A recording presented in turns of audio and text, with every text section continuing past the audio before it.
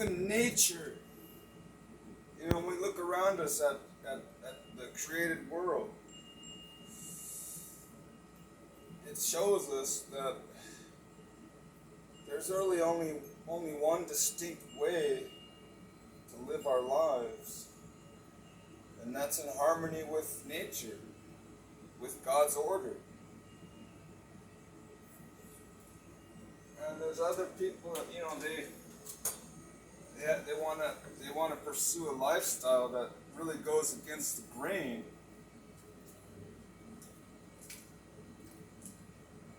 Not with the grain. And it's contrary to nature, the Apostle Paul says. And nature shows that male and female is the yin and yang, is the left hand and the right hand. And when they're joined together, they're in perfect harmony and order. And it makes better sense. Our bodies show the way they're designed, they show features that are opposites because they work together.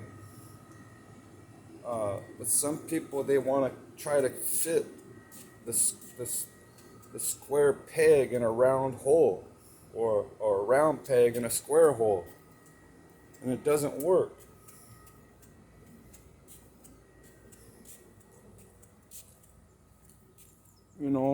Nature shows us that a square peg goes in a square hole and a round peg goes in a round hole. That's what science shows us. That's the way it was supposed to be from the very beginning. And that's the way that it has always been.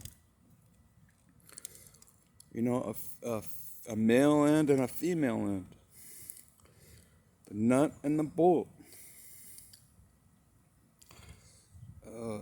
Two bolts, you can't really put stuff together when you just have all bolts.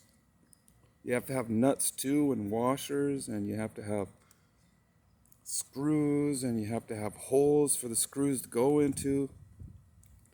You can't just put everything together with just screws.